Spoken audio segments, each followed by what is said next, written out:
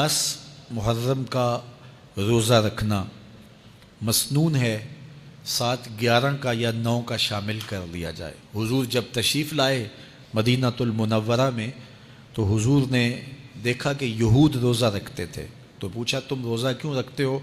تو انہوں نے کہا کہ حضرت موسیٰ علیہ السلام کو قبطیوں سے اس دن نجات ملی تھی، تو فرمایا حضرت موسیٰ علیہ السلام کا حق ہمارے اوپر زیادہ ہے۔ تو حضور نے روزہ رکھا اور پھر فرمایا کہ اگلے سال اللہ نے چاہا تو ہم ساتھ ایک روزہ اور شامل کریں گے، تاکہ ان سے مشابہت نہ ہو جائے۔ عددی مشابہت سے بھی بچنے کے لیے حضور نے کہا کہ ہم 2 رکھیں گے۔ تو روزہ اگر عاشورے کا رکھنا چاہیں تو اس کے لیے سنت یہ ہے کہ ساتھ یا 9 کا شامل کریں یا 11 کا شامل کریں۔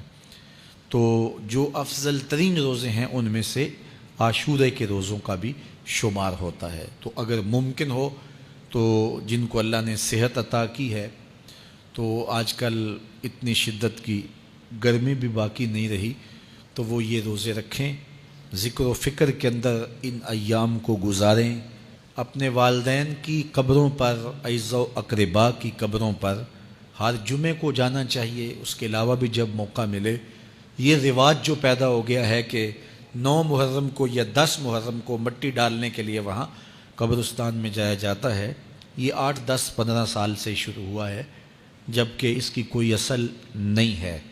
تو اگر آپ روٹین سے جاتے ہیں تو آپ کو ہر جمعے کو جانا چاہیے والدین کی قبروں پر، اور وہاں جا کے ہر جمعے کو سورہ یاسین کی تلاوت کرنی چاہیے۔ تو سال کے بعد صرف 10 محرم کو یا 9 محرم کو جانا، یہ بہرحال اس دور کی ایجاد ہے، یہ کوئی مسنون نہیں ہے اور یہ کوئی سنت نہیں ہے۔ تو روٹین سے اگر کوئی جانے والا ہے تو چلا جاتا ہے تو کوئی حرج نہیں ہے۔ تو باقی یہ بڑے اشرف ایام ہیں، بابرکت ایام ہیں، اور ان کو بہت ساری نسبتیں حاصل ہیں۔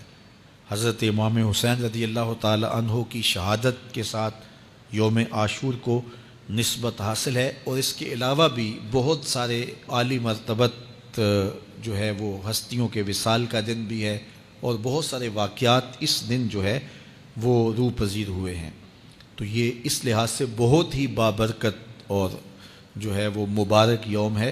تو اس دن کو ذکر و فکر میں، عبادات میں بسر کیجئے گا، اور اپنی زندگی کی ایک ایک ساعت کو اللہ اور اس کے رسول کے نام پر لگا دینے کے جذبوں سے سرشار ہو کے زندگی گزاریے گا۔ حضرت امام پاک انہوں نے اپنی زندگی دین کے لیے قربان کر دی، تو یہ 10 محرم ہمیں سبق دیتا ہے، اور ہم اس دن عہد کرتے ہیں اگر انہوں نے اپنے بچے بھی قربان کر دیے اور اپنی اولادیں بھی بھوک اور پیاس میں قربان کر دیں، تو ہم بھی یہ عزم کریں اس دن کہ ہم اپنی ساری زندگی حضور کے نام لگائیں گے، حضور کے دین کے نام لگائیں گے۔